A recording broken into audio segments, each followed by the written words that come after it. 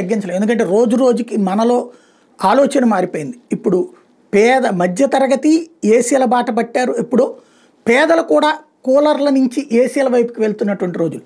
ఇదివరకు టీవీ అనేటటువంటిది తప్పనిసరి కాదు. ఇవాళ ప్రతి ఇంట్లో టీవీ ఉంటుంది, ప్రతి ఇంట్లో కూలర్ మినిమం, ఏసీలు మ్యాక్సిమం అన్నటువంటి దశకి వెళ్ళిపోతుంది.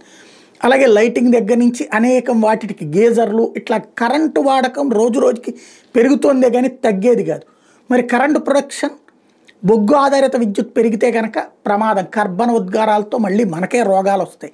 దీనికి ఆల్టర్నేటివ్గా సోలార్ విండ్ పవర్ వైపుకి తీసుకెళ్తున్నటువంటి మోడీ సర్కార్ ముందుగా తన చేతుల్లో ఉన్న రైల్వేస్లో, రవాణా వ్యవస్థలో, ప్రభుత్వ విభాగాల్లో చేసుకొస్తుంది, ఎయిర్పోర్ట్లో కూడా చేస్తుందని చెప్పుకున్నాం.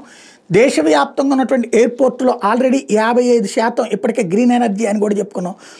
మరొక వైపున 159 ఎయిర్పోర్ట్లు ఉంటే అందులో 87 పూర్తిగా గ్రీన్ ఎనర్జీ, అందులో సోలార్ ఆర్ విండ్ పవర్ తీసుకొచ్చాం అన్నటువంటిది ఆ శాఖ చెప్తోంది. అట్ ద సేమ్ టైం రాబోయే రోజుల్లో 100% దిశగా అడుగులు పడుతున్నాయి.